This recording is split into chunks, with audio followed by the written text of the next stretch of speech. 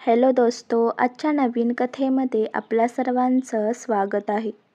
आजच्या नवीन कथेचं नाव आहे दुसऱ्या मुलाचं नातं.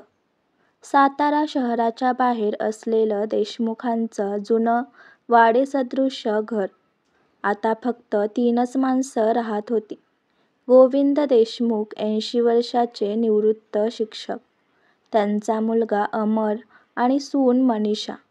दोघंही कामानिमित्त पुण्यात राहायचे, पण आठवड्याच्या शेवटी वडिलांना भेटायला यायचे. त्या दिवशी अमर घरात साफसफाई करत होता. वडील झोपले होते. त्यांच्या खोलीतून एक मंद आवाज आला. ट्रिंग ट्रिंग. गोविंद देशमुखांचा जुना बटनवाला मोबाईल वाजत होता. अमरने फोन उचलला. स्क्रीनवर नाव झळकत होतं, माझा मुलगा. क्षणभर अमर थबकला. माझा मुलगा? त्याने हळू स्वतःकडे पाहिलं. तो तर त्यांचाच मुलगा ना, मग हा दुसरा कोण? त्याने फोन उचलायचा की नाही असा विचार केला, पण कुतूहलाने शेवटी बटन दाबलं. हॅलो. त्याच्या कानात एक मृदू पण अनोळखी आवाज आला. बाबा कसे आहेत? अमर चकित झाला. कोण बोलतंय? त्या आवाजानं काही क्षण शांतता ठेवली आणि म्हणाला, मी सौरभ बोलतो. त्यांनी मला लहानपणी अनाथाश्रमातून दत्तक घ्यायचं ठरवलं होतं, पण काही कारणानं ते झालं नाही. अमरच्या अंगावर काटा आला. काय म्हणालात? दत्तक? फोनच्या दुसऱ्या बाजूला थोडं मौन पसरलं. हो, ते मला माझा मुलगा म्हणून हाक मारायचे. माझं नाव सौरभ होतं तेव्हा मी 7 वर्षांचा होतो, पण नंतर अचानक त्यांनी येणं बंद केलं. अमर काही बोलू शकत नव्हता. त्याचं मन गोंधळलं होतं. त्याला आठवतं, वडील खरंच काही वर्ष अनाथाश्रमात जात असत, पण त्यांनी कधी सांगितलं नव्हतं की तिथं त्यांना कोणाशी नातं जोडलं गेलं होतं. त्या रात्री अमर झोपू शकला नाही. दुसऱ्या दिवशी वडील उठल्यावर त्याने थेट विचारलं, बाबा, तुमच्या फोनमध्ये माझा मुलगा नावाने एक नंबर आहे. कोण आहे तो? गोविंद देशमुख थोडे चपापले. काही क्षण ते शांत बसले, मग हळूहळू बोलू लागले. अमर, काही गोष्टी आपण आयुष्यात कुणाला सांगत नाही, कारण त्या अपूर्ण राहतात, पण तू विचारलंस म्हणून सांगतो. त्यांचा आवाज कंपित होता. मी त्या काळात निवृत्तीच्या जवळ होतो. तुझी आई गेल्यानंतर मन खूप रिकामं झालं होतं. मग मी तर आठवड्याला स्नेहालय अनाथाश्रमात जायचं. तिथे एक मुलगा होता, सौरभ.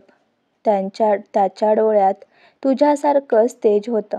मी त्याला पुस्तकं शिकवायचो, खाऊ द्यायचो आणि नकळत त्याच्यावर प्रेम बसलं.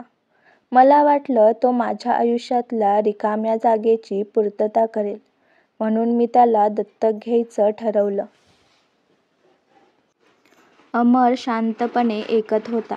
गोविंद देशमुख पुढे म्हणाले, पण एक दिवस मला कळलं की तू आणि मनीषा मुलं होणार आहेत. त्या आनंदात मी दत्तकाची प्रक्रिया थांबवली. मला वाटलं दुसऱ्या मुलाला घेऊन तुझ्या आयुष्यात अडथळा आणू नये. त्याच्या डोळ्यात पाणी आलं. पण सौरभला मी कधी सांगितलं नाही. त्याला वाटलं मी त्याग केला म्हणून त्याने माझा नंबर बाबा म्हणून सेव्ह केला आणि मी त्याला माझा मुलगा म्हणून. अमर काही क्षण शांत बसला, मग म्हणाला, बाबा, त्याचं काय झालं मग? गोविंद देशमुख म्हणाले, त्याच्याशी शेवटचा संपर्क 5 वर्षापूर्वी झाला होता. म्हणाला होता की पुण्यात काहीतरी काम करतो. मी त्याला काही वेळा फोन केला, पण त्यानं घेतला नाही. अमर मनात ठरवून घेतो, तो त्या सौरभला भेटणारच. त्याने त्या नंबरवर पुन्हा फोन केला. सौरभने घेतला. मी अमर बोलतोय, गोविंद देशमुखांचा मुलगा. फोनच्या दुसऱ्या टोकाला शांतता. ओ, तुम्ही? ते कसे आहेत? बरे आहेत, पण तुम्हाला भेटायचं आहे का? क्षणभर थांबून सौरभ म्हणाला, हो, पण मला वाटलं ते मला विसरले. ते नाही विसरले, उलट त्यांनी तुमचा नंबर माझा मुलगा म्हणून ठेवला आहे. पुढच्या रविवारी अमर सौरभला भेटायला घेऊन गेला. सौरभ मध्यमवर्गीय साधा तरुण होता. डोळ्यात एक ओढ आणि चेहऱ्यावर एक सौम्य भीती. वडिलांनी त्याला पाहिलं आणि क्षणात डोळे पाणावले. सौरभ, बाबा.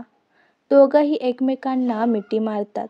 त्या क्षणाचं दृश्य इतकं नितळ आणि खरं होतं की अमर आणि मनीषा दोघंही शांत उभे राहिले. गोविंद देशमुख म्हणाले, तू मला नेहमी वाटायचास जणू माझा दुसरा जन्मलेला मुलगा आहेस. सौरभ म्हणाला, मलाही वाटायचं. बाबा येतील पण ते आले नाहीत. तरीसुद्धा मी त्यांना विसरलो नाही. अमरने हळूच त्यांच्या खांद्यावर हात ठेवला. आता तुम्ही दोघंही एकमेकांना भेटलात, एवढंच पुरेसं आहे. ती भेट गोविंद देशमुखांसाठी शेवटची ठरली. 2 आठवड्यांनी त्यांचं निधन झालं. त्यांच्या वस्तू गोळा करताना अमरला एक छोटा लिफाफा सापडला. त्यावर लिहिलं होतं, सौरभसाठी. आत एक पत्र आणि काही नोटा होत्या. पत्रात त्यांनी लिहिलं होतं, सौरभ, तू माझा मुलगा होतास आणि राहशील. आयुष्यात जे काही कमी पडलं त्याची भरपाई या काही नोटांनी होणार नाही, पण माझा आशीर्वाद तुझ्यासोबत आहे. बाबा, गोविंद देशमुख. अमरने ते पत्र सौरभला दिलं. सौरभने डोळ्यात पाणी आणून पत्र छातीशी धरलं. तो म्हणाला, त्यांनी मला पुन्हा एकदा दत्तक घेतलं, पण यावेळी नातं कागदावर नाही, मनात आहे. काही महिन्यांनी अमर पुण्यातल्या घरी होता. त्याने फोन उघडला आणि एका नवीन कॉन्ट्रॅक्टरचं नाव लिहिलं. माझा भाऊ सौरभ. त्याला जाणवलं, नातं रक्ताचं नसलं तरी सत्याचं असू शकतं. आणि वडिलांच्या शेवटच्या इच्छेचं उत्तर त्याने जगात दिलं होतं. कधी-कधी आपलं कुटुंब आपण बनवतो, जन्म देऊन नाही, मन जोडून. आजची कथा आवडला असल्यास व्हिडिओला लाईक करा, चॅनलला सबस्क्राईब करा आणि कथा कशी वाटली हे कमेंटद्वारे जरूर कळवा. व्हिडिओ जास्तीत जास्त शेअर करा. धन्यवाद.